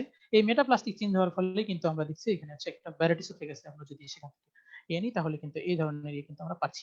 এখন আমরা দেখি যে metaplasia occurs via reprogramming of stem cell. তার মানে মেটাপ্লাসিয়ার আপনি যদি একটু চোখ বন্ধ করে মেটাপ্লাসিয়া কিভাবে হচ্ছে এটা একটু যদি চিন্তা করেন, তাহলে এখানে যে স্টিম সেলটা থাকে এই স্টিম সেলের রিপ্রোগ্রামিং হচ্ছে। দ্যাট মিনস স্টিম সেল থেকে তো নতুন নতুন সেল প্রডিউস হয়। এখন স্টিম সেলেরই যদি প্রোগ্রামিং নষ্ট হয়ে যায়, তার নিজের মাথায় যদি ঠিক না থাকে, তখন দেখা যাচ্ছে সে উল্টাপাল্টা কাজ করা শুরু করছে। সে তার যে সেল তৈরি করার কথা ছিল, নতুন সেল তৈরি করার কথা ছিল, সেই নতুন সেল তৈরি না করে সে কিন্তু উল্টাপাল্টা সেল তৈরি করতেছে। তার সেলের কিন্তু তার পুরা এপিথেলিয়ামের সেলের যে লাইনিং, এপিথেলিয়াল লাইনিং এ কিন্তু পরিবর্তন হয়ে যাচ্ছে। তার মানে আমি যদি একটু চিন্তা করি, সেটা হচ্ছে metaplasia offers via reprogramming of the stem sell, যেটা কিন্তু reversible with removal of the driving stress, যেটা কিন্তু একটা রিভার্সিবল প্রসেস। এখন আপনি যদি ড্রাইভিং স্ট্রেসটা, যেমন আমি যদি লোয়ার এন্ড অফ দ্য ইসোফেগাসে যে বারবার রিফ্লাক্স হওয়ার ফলে সেখানে কিন্তু স্ট্রেস পরিবর্তন হয়ে যাচ্ছিল, স্ট্রেস পরিবর্তন হওয়ার ফলে সেখানে কিন্তু এপিথেলিয়াম পরিবর্তন হচ্ছিল। এখন যদি আপনি স্ট্রেসটাই পরিবর্তন করে ফেলেন, এই স্ট্রেসটাই যদি আপনি আবার স্ট্রেসটা দেখা যাচ্ছে যে তার পেশেন্টের, যেমন এক্সাম্পল হিসেবে বলতে পারি, পেশেন্টের আপনার গ্যাস্ট্রোএসোফেজিয়াল রিফ্লাক্স ছিল, আপনি তার ফার্মাকোলজিক্যাল ট্রিটমেন্ট দিয়ে তার গ্যাস্ট্রোএসোফেজিয়াল রিফ্লাক্সটা প্রিভেন্ট করলেন, এখন আর তার রিফ্লাক্স হয় না। এখন যদি রিফ্লাক্স না হয়, তাহলে কিন্তু লোয়ার এন্ড অফ দ্য ইসোফেগাসে আর কিন্তু কোনো স্ট্রেস হচ্ছে না। এখন যদি লোয়ার এন্ড অফ দ্য ইসোফেগাসে কোনো স্ট্রেস না হয়, স্ট্রেস যদি রিমুভাল হয়, তাহলে সেটা কিন্তু দেখা যাচ্ছে আবার পূর্বের অবস্থায় ফিরে আসতেছে। দ্যাট মিনস এটা কিন্তু একটা রিভার্সিবল প্রসেস। তার মানে আমি আবারও কি বলতেছি, যে যে আমাদের যে মেটাপ্লাসিয়া, এই মেটাপ্লাসিয়া কিন্তু একটা রিভার্সিবল প্রসেস। কারণ কি, এখানে আমার যে স্ট্রেসটা হচ্ছে, এই স্ট্রেসটা যদি আমি পরিবর্তন করে ফেলি, যে সমস্যার কারণে যে রিফ্লাক্স হচ্ছিল, সেই রিফ্লাক্সটা যদি আমি কন্ট্রোল করে ফেলি, তাহলে কিন্তু এই লোয়ার এন্ড অফ দ্য ইসোফেগাসে আর কিন্তু স্টিম সেল থেকে উল্টাপাল্টা সেল তৈরি হবে না। তার মানে এখানে মেটাপ্লাসিয়া অকার হয় কিভাবে, রিপ্রোগ্রামিং অফ দ্য স্টিম সেলের রিপ্রোগ্রামিং হওয়ার ফলে কিন্তু এই ধরনের পরিবর্তন হয়ে যাচ্ছে। সুতরাং আপনারা একটু মাথায় রাখবেন যে হচ্ছে metaplasia occur by reprogramming of the stem cell, এবং এই যে আপনার যে মেটাপ্লাসিয়া, এটা কিন্তু একটা রিভার্সিবল প্রসেস। এবং এটার উদাহরণ, একটা খুব সুন্দর উদাহরণ, সেটা কিন্তু আমরা যে গ্যাস্ট্রোএসোফেজিয়াল রিফ্লাক্স ডিজিজ, এটা ট্রিটমেন্ট করলে কিন্তু আমরা আবার রিভার্সিবল হয়ে যায় এবং সে আগের অবস্থায় ফেরত আসে। এখন যদি আমরা আরেকটা চিন্তা করি, সেটা হচ্ছে metaplasia can progress dysplasia and cancer. এটা অর হবে, অর হয়েছে, সেটা হচ্ছে metaplasia can progress dysplasia or cancer. এই মেটাপ্লাসিয়া থেকে কিন্তু ডিসপ্লাসিয়া হতে পারে এবং সেই ডিসপ্লাসিয়া থেকে কিন্তু ক্যান্সার হতে পারে। যেমন আমি যদি চিন্তা করি ব্যারেট ইসোফেগাস, আপনাদের এতক্ষণ বলে আসলাম, সেটা হচ্ছে ব্যারেট ইসোফেগাস। এই ব্যারেট ইসোফেগাস সেটা কিন্তু একটা মেটাপ্লাস্টিক চেঞ্জেস। আবার এখানে এক্সাম্পল কিন্তু এখানে কিছু এক্সেপশন হইতে পারে। এই এক্সেপশনের এক্সাম্পল কিন্তু হচ্ছে অ্যাপোক্রাইন মেটাপ্লাসিয়া। অ্যাপোক্রাইন মেটাপ্লাসিয়া কিন্তু এক্সেপশন। এখন আপনি যদি চিন্তা করেন যে ব্যারেট ইসোফেগাসে কি হচ্ছে, Barrett oesophagus can turn into adenocarcinoma. আমি আবারও বলছি, Barrett oesophagus can turn into adenocarcinoma of the oesophagus, but exception হচ্ছে অ্যাপোক্রাইন মেটাপ্লাসিয়া। তার মানে সবসময় মেটাপ্লাসিয়া হইলেই কিন্তু সেখান থেকে ডিসপ্লাসিয়া এবং ক্যান্সার হয়। কিন্তু এক্সেপ্ট, এই যে এক্সেপ্ট কথাগুলো কিন্তু খুব ইম্পর্টেন্ট। এক্সেপ্ট কথাগুলো কিন্তু পরীক্ষা রিলেটেড, এবং এই কথাগুলো স্যাররা অনেক সময় শুনতে চায়, প্রফে শুনতে চায়, এটা কিন্তু খুব ইম্পর্টেন্ট। সেটা হচ্ছে যে স্যার হয়তো আপনাকে জিজ্ঞেস করলো, সেটা হচ্ছে মেটাপ্লাসিয়া কিন্তু প্রোগ্রেস হয়ে ডিসপ্লাসিয়া হয়, সেখান থেকে ক্যান্সার হয়। যেমন হচ্ছে ব্যারেট ইসোফেগাস, ব্যারেট ইসোফেগাসে আপনি তো, আমি এতক্ষণ আপনাকে বলে আসলাম, সেখানে কিন্তু মেটাপ্লাস্টিক চেঞ্জ হয়ে যাচ্ছে, এবং এখানে মেটাপ্লাসিয়ার একটা খুব সুন্দর উদাহরণ। সেখান থেকে কিন্তু এই ব্যারেট ইসোফেগাস থেকে কিন্তু পরবর্তীতে অ্যাডিনোকার্সিনোমা অফ দ্য ইসোফেগাস হতে পারে। তার মানে মেটাপ্লাসিয়া হচ্ছে ইসোফেগাসে, সেখান থেকে ব্যারেট ইসোফেগাস হয়ে অ্যাডিনোকার্সিনোমা হচ্ছে। এবং কিন্তু এক্সেপ্ট, এটা কিন্তু এক্সেপ্ট, আমি মনে রাখবেন, এক্সেপ্ট হচ্ছে অ্যাপোক্রাইন মেটাপ্লাসিয়া। অ্যাপোক্রাইন মেটাপ্লাসিয়া কোথায় হয়, মেইনলি যেমন fibrocystic changes of the breast, ব্রেস্টে যে ফাইব্রোসিস্টিক চেঞ্জ হয় এটা কিন্তু অ্যাপোক্রাইন মেটাপ্লাসিয়ার একটা উদাহরণ। সুতরাং এই fibrocystic change of the breast এটা কিন্তু একটা অ্যাপোক্রাইন মেটাপ্লাসিয়া, যেটাতে কিন্তু আপনার ক্যান্সারের যে টার্মিনেশন বা ক্যান্সার ম্যালিগন্যান্ট টার্মিনেশন এটা কিন্তু ট্রান্সফরমেশন এটা কিন্তু রেয়ার, হয় না বললে চলে, বা হয় না এরকম। তার মানে আমি এতটুকু আজকে এই স্লাইডের এতটুকু ছোট্ট একটা ইনফরমেশন, সেটা হচ্ছে metaplasia can progress dysplasia or cancer and cancer. যেমন আমরা যদি ব্যারাইটিস অফ গেছে এখানে মেটাপ্লাসিয়া হয়, সেখানে হচ্ছে সেখান থেকে কিন্তু আমাদের অ্যাডিনোকার্সিনোমা হতে পারে except apocrine metaplasia. Apocrine metaplasia কোথায় হয়? যেমন ফাইব্রোসিস্টিক চেঞ্জেস অফ দ্য ব্রেস্টে কিন্তু অ্যাপোক্রাইন মেটাপ্লাসিয়া হয়। এখন আমি দেখি vitamin A deficiency can result in metaplasia. Vitamin A deficiency কিভাবে মেটাপ্লাসিয়া করতেছে, এটা একটা ইম্পর্টেন্ট। আমি একটু 1 মিনিট সময় নিব সবার থেকে, 1 মিনিট পরে আমি আবার শুরু করতেছি, আপনারা একটু সবাই সাথে থাকেন।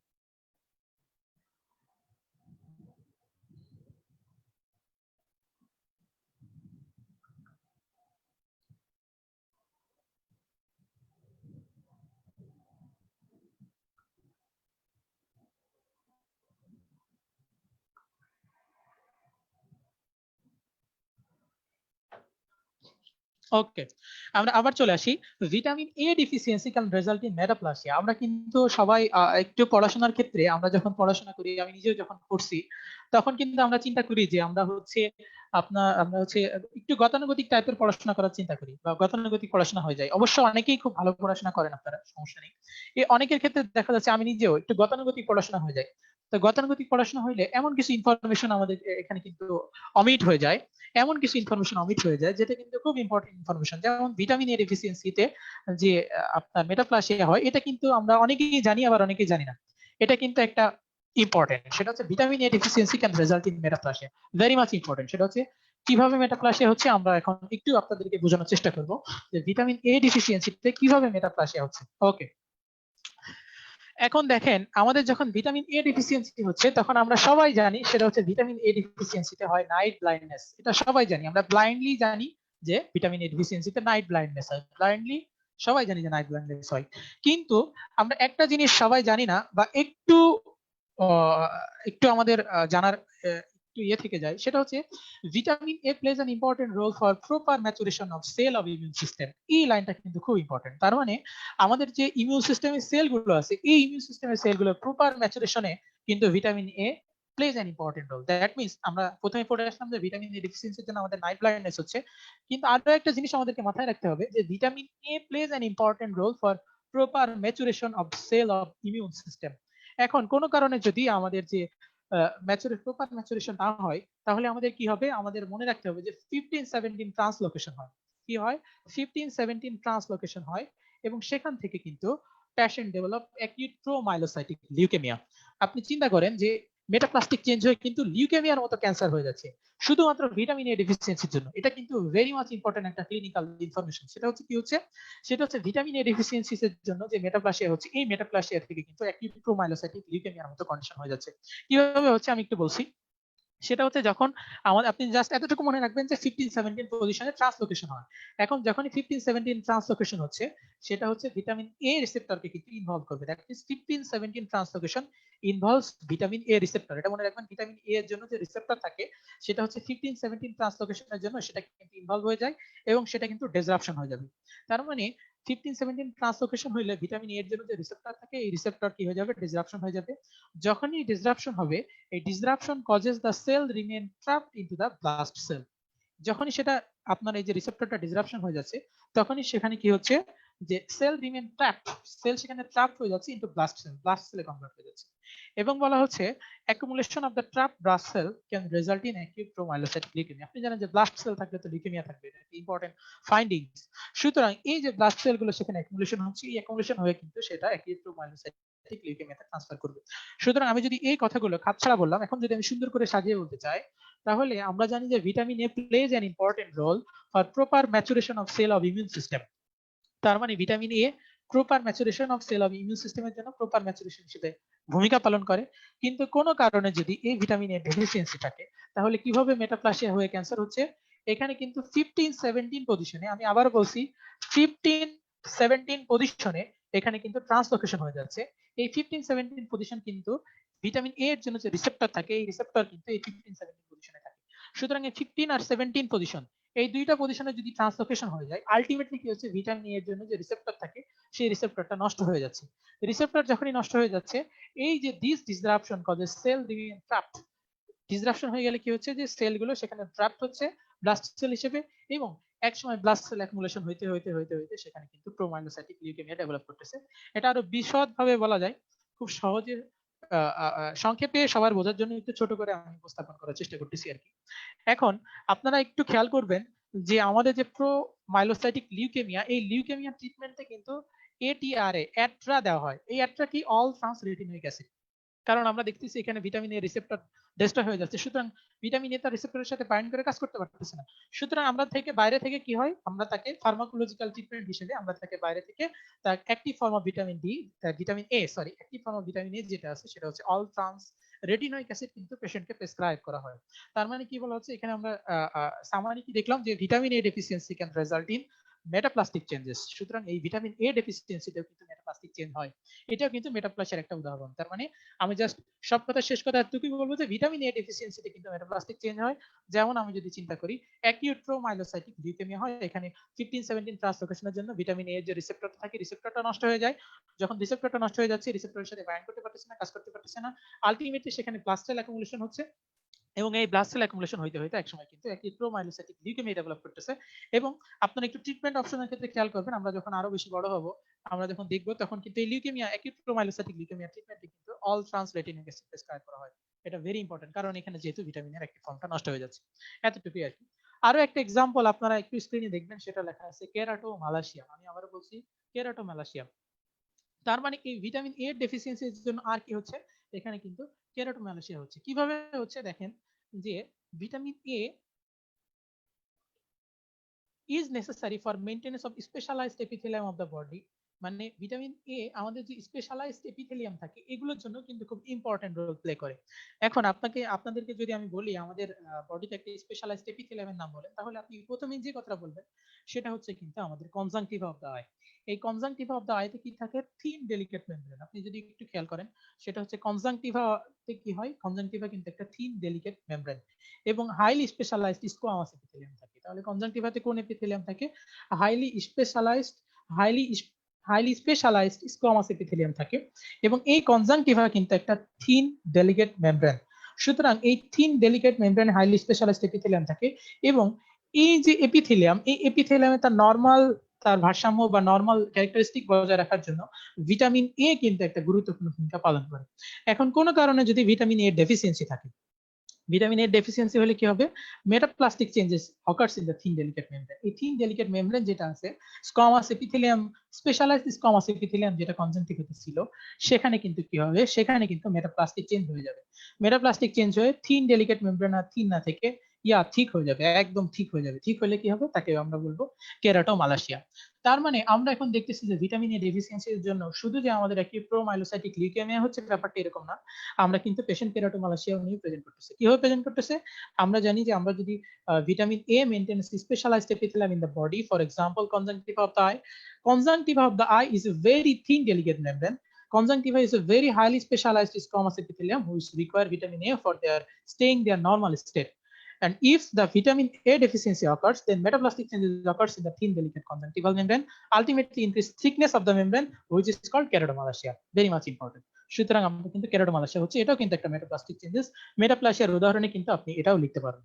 এখন আপনি একটু দেখেন, এই যে দেখেন ছবিতে দেখেন কত সুন্দর সাদা হয়ে আছে চোখের মধ্যখানে, এটাই কিন্তু আপনাদের যে কনজাংক্টিভা ছিল, এই কনজাংক্টিভাতে কিন্তু মেটাপ্লাস্টিক চেঞ্জ হয়ে, আমি আবার বলছি, এই কনজাংক্টিভাতে কিন্তু মেটাপ্লাস্টিক চেঞ্জ হয়ে থিন ডেলিকেট মেমব্রেন তার ঠিক থিন নেই, দেখেন মোটা ঠিক হয়ে গেছে। এটাই কিন্তু একটা কেরাটোমালাসিয়ার উদাহরণ। ভেরি মাচ ইম্পর্টেন্ট, এটাই কিন্তু একটা কেরাটোমালাসিয়া। আপনারা সবাই একটু দেখে নেন, সেটা হচ্ছে এখানে কনজাংক্টিভা যে থিন ডেলিকেট মেমব্রেন ছিল সেটা ঠিক হয়ে কেরাটোমালাসিয়ার মতো করে কিন্তু প্রেজেন্ট করছে।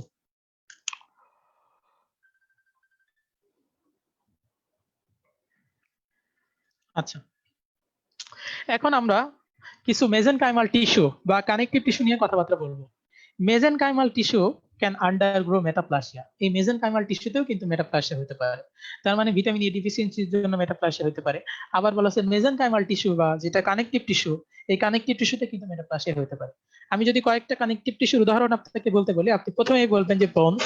তারপরে ব্লাড ভেসেল, তারপরে ফ্যাট, কার্টিলেজ, এগুলো সবই কিন্তু কানেকটিভ টিস্যু। কি বললাম? Bones, blood vessel, fat, cartilage, এগুলো কিন্তু মেসেনকাইমাল টিস্যু বা কানেকটিভ টিস্যু। এখন আপনি এই যে মেসেনকাইমাল টিস্যু বা কানেকটিভ টিস্যুর একটা উদাহরণে মেটাপ্লাসিয়ার একটা উদাহরণ কিন্তু মায়োসাইটিস অসিফিকেন্স। আপনি একটু নামটা খেয়াল করেন, দেখেন লেখা আছে মায়োসাইটিস অসিফিকেন্স। দ্যাট মিনস মায়োসাইটিস মানে কি? মায়োসাইট মানে মাসল সেল, মানে মাসেলের সেল। অসিফিকেন্স মানে কি? সেটা অসিফিকেশন হয়ে যায়, সেটা বোনস ফরমেশন, একটা অসিকুলেশন, মানে একটা বোনস বোনস ভাব কিন্তু নামের ভিতরে চলে আসছে। সুতরাং মাসেলে বোনস ফরমেশন, মানে কিন্তু ব্যাপারটা অনেক মজার এবং ইন্টারেস্টিং। আপনি দেখেন মায়োসাইটিস অসিফিকেন্স মানে এখানে কি হচ্ছে? মাসেলের ভিতরে বোনস ফরমেশন হচ্ছে। তাহলে আপনি যদি একটু ভিতরে যাওয়ার চেষ্টা করি, তাহলে একটু দেখেন এখানে কি হচ্ছে, যে inflammation of the skeletal muscle result in a metaplastic production of bone within the skeletal muscle. তার মানে আমাদের যখন স্কেলিটাল মাসেল ইনফ্লামেশন হচ্ছে, দীর্ঘদিন ধরে ট্রমা আছে, সেখানে ইনফ্লামেশন হচ্ছে, ইনফ্লামেশন হইতে হইতে হইতে হইতে এক সময় কিন্তু দেখা যাচ্ছে সেখানে আমার মেটাপ্লাস্টিক চেঞ্জ হয়ে গেছে। এই মেটাপ্লাস্টিক চেঞ্জ হয়ে কিন্তু এই যে স্কেলিটাল মাসেল ছিল, এই স্কেলিটাল মাসেলের ভিতরে কিন্তু কি হয়ে যাচ্ছে? বোন ফরমেশন বা বোনের মতো কিন্তু একটা ব্যাপার স্যাপার চলে আসছে, দ্যাট মিনস বোন ফরমেশন হয়ে যাচ্ছে। এই skeletal muscle is involve by trauma, very much important. এই ট্রমার জন্য কিন্তু স্কেলিটাল মাসেলে কিন্তু মেটাপ্লাস্টিক চেঞ্জ হয়, এবং এই মেটাপ্লাস্টিক চেঞ্জ হয়ে কিন্তু একসময় সেখানে কিন্তু বোনস ফরমেশনের মতো একটা ব্যাপার স্যাপার হয়ে যায়।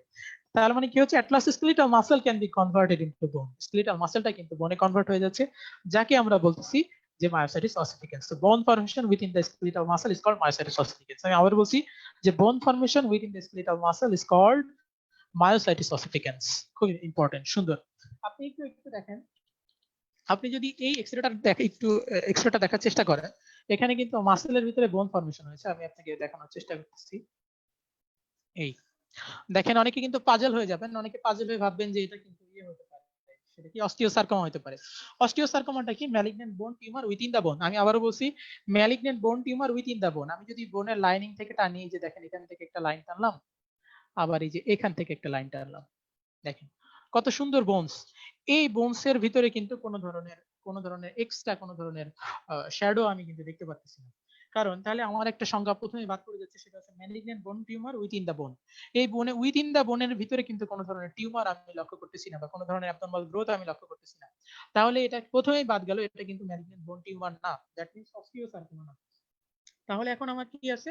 এখন আপনি আরেকটা দেখেন, এই যে এইটা একটা শ্যাডো, দেখেন এটা একটা এটা একটা কিন্তু হালকা সাদা হয়ে আছে, হালকা সাদা শ্যাডো। এবং এই যে বোনস, দাঁড়ান একটু দেখাই, এই যে এখানে বোনস, এই যে বোনস এবং এই শ্যাডোটার এই যে মাঝখানের জায়গাটা, এই এতটুকু জায়গার ভিতরে এখানে কিন্তু ফাঁকা ছিল, এতটুকু জায়গার ভিতরে কিন্তু ফাঁকা ছিল। দ্যাট মিন্স এদের একটা ডিস্টিংক্ট স্পেস থাকে। সুতরাং এই অ্যাবনরমালিটির সাথে কিন্তু এই বোনসের সম্পর্ক নেই। তাহলে এই অ্যাবনরমালিটি কোথায় হচ্ছে? এই যে এখানে যে মাসেল গুলো আছে, এই মাসেল গুলোতে ভিতরে কিন্তু অ্যাবনরমালিটি হয়েছে, এবং এটা কিন্তু একটা রেডিও ওপেক, যেটা বোনসের মধ্যে পাওয়া যায়, আমরা মোটামুটি একটা ওপাসিটি পাচ্ছি, যেটা একটা বোনসের মধ্যে কিন্তু ওপেক, মোটামুটি অনেকটাই ওপেক আর কি, একদম সুন্দর না কিন্তু ওপেক একটা শ্যাডো পাচ্ছি। এটা কিন্তু বলা হচ্ছে এটা একটা মোটামুটি একটা বোন ফরমেশন হয়ে গেছে স্কেলেটাল মাসলের ভিতরে, যেটা কিন্তু নরমাল এই যে বোনসে, এই নরমাল বোনসের মধ্যে কোনো প্যাথোলজি না। সুতরাং এটা কিন্তু আমরা প্রথমেই বাদ যাচ্ছে যে এটা অস্টিওসার্কোমা না। এখন যেহেতু এখানে ডিস্টিংক্ট স্পেস আছে, এবং এইখানে যে আমাদের স্কেলিটাল মাসেল আছে, স্কেলিটাল মাসেলের ভিতরে যে বোন ফরমেশন হয়েছে, এই যে যেহেতু মাসেলের ভিতরে বোন ফরমেশন হচ্ছে, সুতরাং এর নাম হচ্ছে মায়োসাইটিস অসিফিকেন্স। তার মানে মায়োসাইটিস অসিফিকেন্স এর আলটিমেটলি কি হলো? এটা হচ্ছে মেজেনকাইমাল টিস্যু, যেখানে bones, blood vessel, fat, cartilage যার উদাহরণ। এই মেজেনকাইমাল টিস্যুতে যদি মেটাপ্লাস্টিক চেঞ্জ হয়, তখন আমরা কিন্তু একটা উদাহরণ আমরা সামনে আনতে পারি, সেটা হচ্ছে মায়োসাইটিস অসিফিকেন্স। এই মায়োসাইটিস অসিফিকেন্সে কি হচ্ছে? এই মায়োসাইটিস অসিফিকেন্সে কিন্তু মাসেলের ভিতরে বোন ফর্মেশন হচ্ছে, খাঁটি বাংলা কথা, মাসেলের ভিতরে বোন ফর্মেশন, যেমন স্কেলেটাল মাসেলে এখানে কিন্তু বোন ফর্মেশন হয়েছে। নরমাল বোনসের ভিতরে কোনো প্যাথোলজি নেই। ওকে, এখন আমরা চলে আসি ডিসপ্লাসিয়া নিয়ে। আপনি একটু নামের ভিতরে চিন্তা করেন, ডিসপ্লাসিয়া। হ্যাঁ, নামের ভিতরে যদি আমি চিন্তা করেন, আপনি দেখেন যে ডিসপ্লাসিয়া, ডিস মিন্স ব্যাড বা ডিসঅর্ডার, আর plasia means growth. That means it ultimately indicates disorder of the cellular growth. তার মানে একটা সেলুলার গ্রোথে কিন্তু একটা ডিসঅর্ডার, তার মানে এটা কিন্তু ডিসপ্লাসিয়া, তার মানে ডিসঅর্ডার্ড সেলুলার গ্রোথ কিন্তু dysplasia. Refers to proliferation of pre cancerous cell. For example আমরা বলতে পারি সার্ভাইকাল ইন্ট্রাএপিথেলিয়াল নিওপ্লাজম, যেটা টাইপ 1, টাইপ 2, টাইপ 3, তিনটা টাইপ আছে। এখন আমি আবার বলছি যে arising from long standing pathological hyperplasia or metaplasia. তার মানে কি হয়, এটা রেজাল্ট কি হবে হয় যে arise from long standing pathological hyperplasia or metaplasia. আমরা কিন্তু আগেই পড়ে আসছি। আমি আমি যদি আপনাকে একটা উদাহরণ দিতে বলি যে লং স্ট্যান্ডিং প্যাথোলজিক্যাল হাইপারপ্লাসিয়ার একটা উদাহরণ দেন, আপনি বলবেন কি বলবেন, এন্ডোমেট্রিয়াল হাইপারপ্লাসিয়া। আবার যদি আমি বলি একটা মেটাপ্লাসিয়ার উদাহরণ দেন, আপনি প্রথমেই আমি কিন্তু বলে আসছি সেটা হচ্ছে ব্যারোট ইসোফেগাস। এই ব্যারোট ইসোফেগাস থেকে কিন্তু ডিসপ্লাস্টিক চেঞ্জ হয়, এই যে ডিসপ্লাসিয়া, ডিসপ্লাস্টিক চেঞ্জ হয়, then turn into adenocarcinoma of the oesophagus. এটা কিন্তু ইম্পর্টেন্ট। তার মানে এটা একটা ডিসঅর্ডার সেলুলার গ্রোথ, যেখানে কিন্তু proliferation of precancerous cell এবং এখানে arise from long standing pathological hyperplasia or metaplasia. For example, long standing pathological hyperplasia, endometrial hyperplasia এবং metaplasia যদি আমরা বলি তাহলে সেটা কিন্তু Barrett esophagus, যেখান থেকে কিন্তু dysplasia থেকে কিন্তু carcinoma, adenocarcinoma of the esophagus হয়ে যেতে পারে। এখন আমি বলবো dysplasia is reversible with alleviation of initiating stress। আমি যে বলছিলাম যে dysplasia মেটাপ্লাসিয়াও কিন্তু রিভার্সিবল ছিল। এখন আমি যদি আপনার যে ইনসাইটিং যে স্ট্রেসটা আছে, এই ইনসাইটিং স্ট্রেসটা যদি আমি অ্যালিভিয়েশন করতে পারি তাহলে কিন্তু ডিসপ্লাসিয়াটা কিন্তু রিভার্সিবল। কিন্তু যদি স্ট্রেসটা পারসিস্ট থাকে তাহলে কিন্তু ডিসপ্লাসিয়া প্রোগ্রেস টু কার্সিনোমা, তখন কি রিভার্সিবল হয়ে যাবে। তাহলে আমি আপনাকে একটা ইনফরমেশন বললাম, সেটা হচ্ছে যে যদি আমাদের যে আপনার অ্যালিভিয়েশন মানে ইনসাইটিং যে স্ট্রেসটা থাকে সেটাকে যদি আমি অ্যালিভিয়েশন করতে পারি তাহলে কিন্তু ডিসপ্লাসিয়া রিভার্সিবল। আদারওয়াইজ যদি স্ট্রেসটা পারসিস্টেন্ট হয় তাহলে কিন্তু এই ডিসপ্লাসিয়াটা রিভার্সিবল না, তখন কিন্তু এটা ইরিভার্সিবল হয়ে যাবে। এটা কিন্তু ইম্পর্টেন্ট। আচ্ছা, এখন আমি দেখি অ্যাপ্লাসিয়া। অ্যাপ্লাসিয়া নিয়ে কিছু কথাবার্তা বলবো, অনেকক্ষণ সময় হয়ে গেছে, মনে হয় 1 ঘন্টা 2 মিনিট। আচ্ছা, সেটা হচ্ছে অ্যাপ্লাসিয়া নিয়ে আমি কিছু কথাবার্তা বলবো। আপনি দেখেন গ্রিক শব্দ এ শব্দ, এ অর্থ কিন্তু না। আর প্লাসিয়া মানে কি? প্লাসিয়া মানে হচ্ছে growth. That means a means without and plasia means growth. তার মানে এখানে কি হচ্ছে, একটা মানে গ্রোথ হচ্ছে না, গ্রোথ হচ্ছে না এরকম একটা ভাব, একটা কথা আর কি, যে গ্রোথ হচ্ছে না। তার মানে এখানে কি হচ্ছে যে failure of growth of cell or organ during embryogenesis is called aplasia. তার মানে আমাদের যখন এমব্রায়োজেনেসিস হয়, এই এমব্রায়োজেনেসিসের সময় যদি failure of cell production during embryogenesis, cell production যদি ফেইলিউর হয়, এ মানে না, প্লাসিয়া মানে গ্রোথ। তার মানে এই যে একদম না গ্রোথ, গ্রোথ হচ্ছেই না, তার মানে failure of production of cell during embryogenesis যদি হয়, তখন আমরা কিন্তু তাকে বলবো অ্যাপ্লাসিয়া। যেমন এক্সাম্পল হিসেবে আমি বলতে পারি ইউনিল্যাটারাল রেনাল এজেনেসিস। যেমন কারো কারো ক্ষেত্রে কিন্তু আমরা কনজেনিটালি একটা কিডনি থাকে, দুইটা কিডনি কিন্তু তার থাকে না। তার মানে একটা কিডনি তার ডেভেলপমেন্টালি মোটামুটি ভালোভাবে, একটা কিডনি তার যাবতীয় কার্যক্রম সম্পন্ন করে সে সুন্দরভাবে একটা কিডনি হয়ে গেছে, আরেকটা কিডনি কিন্তু হইতে পারে নাই, তার কিন্তু কি হয়েছে, সেল প্রোডাকশন কিন্তু এমব্রায়োজেনেসিসের সময় ফেলিউর হয়ে গেছে। এটা কিন্তু অ্যাপ্লাসিয়া। তার মানে আপনি শুধু অ্যাপ্লাসিয়া বললে এতটুকু কথা বলতে পারলেই হবে, সেটা হচ্ছে failure of cell production during embryogenesis. A শব্দের অর্থ না, প্লাসিয়া মিন্স গ্রোথ, শেষ। এক্সাম্পল আপনি কি বলবেন, ইউনিল্যাটারাল রেনাল এজেনেসিস বললেই হবে। এখন আপনি আসেন হাইপোপ্লাসিয়া। হাইপোপ্লাসিয়াতে কি হচ্ছে, হাইপোপ্লাসিয়াতে দেখেন যে decrease in cell production during embryogenesis. এখানে সেল প্রোডাকশন হচ্ছে কিন্তু প্রোডাকশনটা কম হচ্ছে। হাইপো, হাইপো মানে কম, হাইপো মানে কম বা লো, আর প্লাসিয়া মিন্স গ্রোথ, তার মানে কম গ্রোথ, লো গ্রোথ। সুতরাং এখানে কি হচ্ছে, হাইপোপ্লাসিয়াতে কি হচ্ছে, কম গ্রোথ বা লো গ্রোথ হচ্ছে during embryogenesis, result in A relatively small organ. তার মানে এখানে যেহেতু তার গ্রোথটাই এমব্রায়োজেনেসিসের সময় কম হচ্ছে, সুতরাং তার কিন্তু রিলেটিভলি অর্গানটা ছোট হবে। যেমন streak ovary in Turner syndrome, Turner সিনড্রোমের সময় কিন্তু আমরা ওভারির ক্ষেত্রে কিন্তু এই ধরনের হাইপোপ্লাসিয়া পাই। তার মানে এখানে কি হচ্ছে, আমি যদি আবারও কথাগুলো পুনরায় রিক্যাপিচুলেট করি, আপনি হাইপোপ্লাসিয়া বললেই বলবেন যে decrease in cell production during embryogenesis result in small organ. এবং আমি যদি এক্সাম্পল বলতে চাই বা বলতে আপনাকে এক্সাম্পল জিজ্ঞেস করা হয়, তাহলে আপনি বলবেন streak ovary in Turner syndrome, এটা কিন্তু একটা হাইপোপ্লাসিয়ার উদাহরণ। এখন আমরা তাহলে একটু সেল ইনজুরিতে যাওয়ার আগে আমরা আগের কথাগুলো একবার একটু বলে নিই, তাহলে আমরা কিন্তু নরমালি যে সেলুলার অ্যাডাপটেশনের কথা চিন্তা করছিলাম, নরমালি আমাদের প্রত্যেকটা অর্গানে কিন্তু একটা স্ট্রেস থাকে। এই স্ট্রেসটা কিন্তু ফিজিওলজিক্যাল, যখন স্ট্রেসটা পরিবর্তন হয়, স্ট্রেসটা বেশি হয়, স্ট্রেসটা কম হয়, তখন কিন্তু আমাদের সেলুলার অ্যাডাপটেশন হয়। এবং এই অ্যাডাপটেশনকে কিন্তু আমরা মোটামুটি 4 ভাগে ভাগ করে প্রথম অবস্থায় কিন্তু আমরা পড়বো, আমরা মোটামুটি সবাই 4 ভাগেই বলবো, এগুলো অতিরিক্ত ভাবে আমি একটু বলার চেষ্টা করেছি, 4 ভাবে বললেই হবে। সেটা হচ্ছে হাইপারট্রফি, হাইপারপ্লাসিয়া, তারপরে হচ্ছে মেটাপ্লাসিয়া, হাইপারট্রফি, হাইপারপ্লাসিয়া, মেটাপ্লাসিয়া, এগুলোই আর কি। আর শেষে আমি হাইপোপ্লাসিয়া আর অ্যাপ্লাসিয়া আপনাকে বলার চেষ্টা করেছি, হাইপোপ্লাসিয়া অ্যাপ্লাসিয়া এগুলো একটু আলাদাভাবে বলার চেষ্টা করেছি, এই তো। আর অ্যাট্রপি আর মেটাপ্লাসিয়া ছিল, আরেকটা ছিল অ্যাট্রপি। তার মানে হাইপারট্রপি, হাইপারপ্লাসিয়া, অ্যাট্রপি, মেটাপ্লাসিয়া। আর হাইপোপ্লাসিয়া, অ্যাপ্লাসিয়া আপনারা একটু জাস্ট দেখে নেবেন, তাহলেই হবে। এখন আমি জাস্ট একটু সেল ইনজুরি নিয়ে কিছু কথাবার্তা বলবো। তো সেল ইনজুরি সম্বন্ধে আপনারা সবাই একটু মোটামুটি জানেন যে সেল ইনজুরির সংজ্ঞা আমরা যদি সংজ্ঞা বলতে যাই, তাহলে বলা হচ্ছে যে if the limits of adaptive responses are exceed or if the cell are exposed to injurious agent or stress, deprive of essential nutrients or become compromised by mutation that affect the essential cellular constitute, a sequence of event follows that is termed as cell injury. তার মানে আমাদের যে adaptive response ছিল, এই adaptive response থেকে যদি আমি আমাদের যে লিমিট, সেই লিমিটটা যদি ক্রস করে যায়, আপনি কিন্তু দেখছেন যে যে কোনো জিনিসের সবকিছুর কিন্তু একটা লিমিট থাকে। আপনি যে কোনো কাজ করেন একটা লিমিট থাকে, তো আপনি বলেন না মাঝে মাঝে যে তুমি এই লিমিট ক্রস, মানে লিমিট ক্রস হয়ে যাচ্ছে, ব্যাপারটা লিমিট ক্রস হয়ে যাচ্ছে। তার মানে যখনই আপনি ভাববেন যে লিমিট ক্রস হয়ে যাচ্ছে, তখনই কিন্তু আপনি চিন্তা করবেন যে সেখানে ইনজুরির সম্ভাবনা আছে। তার মানে যখন লিমিট ক্রস হয়ে যাবে তখন কি হবে, cell are expose to injurious agent or stress, যে স্ট্রেসটা ছিল, যে ইনজুরিয়াস এজেন্টটা ছিল, সেল কিন্তু সেগুলোতে এক্সপোজড হয়ে যাবে। এক্সপোজড হলে কি হবে, সেলের যে এসেনশিয়াল নিউট্রিয়েন্টস ছিল, এই এসেনশিয়াল নিউট্রিয়েন্টস কিন্তু কমা শুরু করবে, আর বিকাম কম্প্রোমাইজ বাই মিউটেশন, এবং মিউটেশনের সাথে কম্প্রোমাইজ করা শুরু করবে, that effect the essential cellular constitute, A sequence of event follows that is termed as sell injury.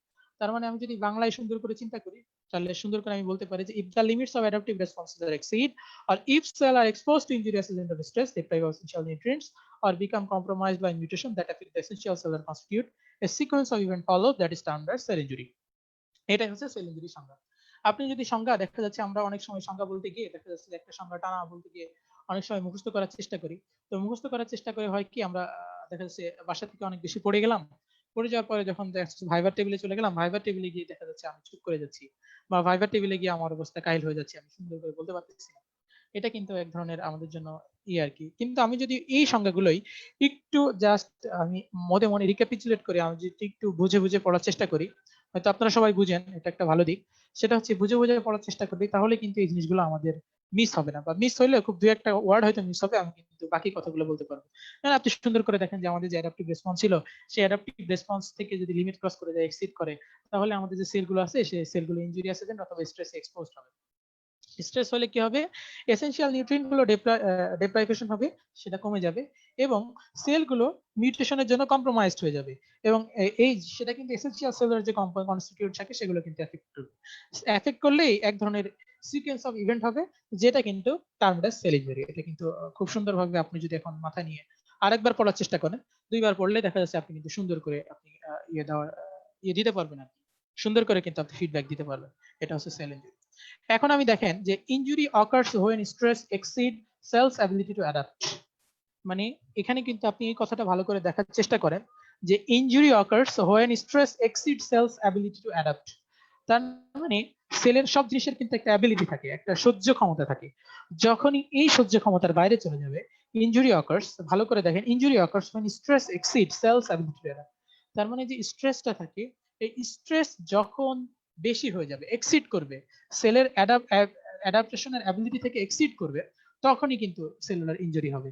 যেমন লাইকলিহুড, যেমন এখানেই বলা হচ্ছে যে likelihood of injury depends on the type of stress, severity and type of cell affected. এবং এই যে ইনজুরিটা কিরকম হচ্ছে, এই ইনজুরিটা কিন্তু কিসের উপর নির্ভর করে, স্ট্রেসের উপরে নির্ভর করবে, সিভিয়ারিটির উপরে নির্ভর করবে, এবং কি ধরনের সেল অ্যাডাপ্ট তার উপরে কিন্তু নির্ভর করবে। তাহলে কি হচ্ছে যে স্ট্রেসের উপরে নির্ভর করবে, সিভিয়ারিটির উপর নির্ভর করবে, এবং কি ধরনের সেল এফেক্টেড তার উপরে কিন্তু নির্ভর করবে। এটা হচ্ছে সেলুলার ইনজুরি নির্ভর করবে। তাহলে মানুষের সহ্যের সীমা বা কারো সহ্যের সীমা পার করা যাবে না, বুঝতে হবে যে সহ্যের সীমা পার হলে কিন্তু ইনজুরি হয়ে যাবে। এই জন্য আমরা চেষ্টা করবো যে কোনো জিনিসে কারো সহ্যের সীমা পার না করা, কাউকে ইনজুরি না করা আর কি, আমরা চেষ্টা করবো আর কি সহ্যের সীমা পার না করা, এটাই আর কি। এখন আমি একটু কমন কজ অফ ইনজুরি বলতে যাচ্ছি, যে সেলুলার ইনজুরি কিছু কমন কজ আছে। কমন কজের ভিতরে আমরা যদি চিন্তা করি, তাহলে হচ্ছে আমরা যদি প্রথম থেকে বলার চেষ্টা করি, তাহলে এখানে হচ্ছে ইনফ্লামেশন, তারপরে নিউট্রিশনাল ডেফিসিয়েন্সি অর এক্সেস, অথবা হাইপক্সিয়া হতে পারে, ট্রমা হতে পারে, জেনেটিক মিউটেশন হতে পারে। তার মানে কি কি বললাম, আমি যদি প্রথম থেকে সবাই একটু যদি রিক্যাপিচুলেট করার চেষ্টা করি, তাহলে কমন কজ অফ ইনজুরির ভিতরে প্রথম আছে ইনফ্লামেশন, তারপরে নিউট্রিশনাল ডেফিসিয়েন্সি অর এক্সেস হতে পারে, অথবা দেখা যাচ্ছে হাইপক্সিয়া হতে পারে, ট্রমা হতে পারে, অথবা জেনেটিক মিউটেশন হতে পারে। এই জিনিসগুলোর কিন্তু কারণে আমাদের কিন্তু সেলুলার ইনজুরি হতে পারে। এখন আমরা আসি ইনফ্লামেশন। তো আমরা আর ইনফ্লামেশনে যাইতে চাচ্ছি না, আমরা অনেক সময় চলে গেছি, বাকি কথা আমাদের চ্যাট বক্সে হবে ইনশাআল্লাহ। আশা করা যায় ক্লাস হয়তো কেমন হয়েছে আমি বুঝতে পারতেছি না, আমরা আজকে ক্লাস এখানে শেষ করব খুব দ্রুতই। আমরা বাকি যে পড়া আজকে এই যে জেনেটিক মিউটেশনের পরের লাইন থেকে আমরা প্রত্যেকটা টপিকস, যেমন ইনফ্লামেশন, নিউট্রিশনাল ডেফিসিয়েন্সি, প্রত্যেকটা টপিকস আমরা ইনশাআল্লাহ চ্যাট বক্সে আলোচনা করব, এবং আমাদের ক্লাস এভাবেই হবে। আমাদের ক্লাস আমরা সেখানে খুব সুন্দর করে আলোচনা করার চেষ্টা করব। হয়তো প্রথম দিন, এই জন্য একটু সব মিলে টেকনিক্যাল সমস্যা মিলিয়ে একটু গুছিয়ে বলার একটু হয়তো অগোছালো হয়ে গেছে। তারপরও আমি আমার ক্লাসের জন্য ক্লাস ভালো হয়েছে কি খারাপ হয়েছে। যাই হোক, আমি যদি আজকের ক্লাসে কোনো ভুল কিছু বলে থাকি বা এখানে যদি ভুল কোনো প্রেজেন্টেশন হয়ে যায়, আপনারা সবাই ক্ষমা সুন্দর দৃষ্টিতে দেখবেন এবং আমাকে আমার ভুলগুলো ধরিয়ে দিলে আমি খুশি হব। এবং আপনাদের যদি কোনো কোশ্চেন থাকে আপনারা গ্রুপে করতে পারবেন, এবং মোটামুটি চ্যাট বক্স গুলোতে আপনার কোশ্চেন গুলো দিতে পারবেন, অথবা আপনি ফেসবুক গ্রুপে কোশ্চেন গুলো করতে পারবেন, আমরা অ্যান্সার দেওয়ার চেষ্টা করবো ইনশাল্লাহ। তো আজকে আমাদের পড়া মোটামুটি এখানেই শেষ। হয়তো অগোছালো কথা খুব বেশি মজাও দিতে পারিনি, অগোছালো ভাবে বলছি, তো আমি সবার কাছে আমার ভুলের জন্য ক্ষমা চাই এবং আমার জন্য দোয়া চাই এবং সবার জন্য দোয়া করে আজকের লাইভ প্রোগ্রাম এখানে শেষ করতেছি। আসসালামু আলাইকুম।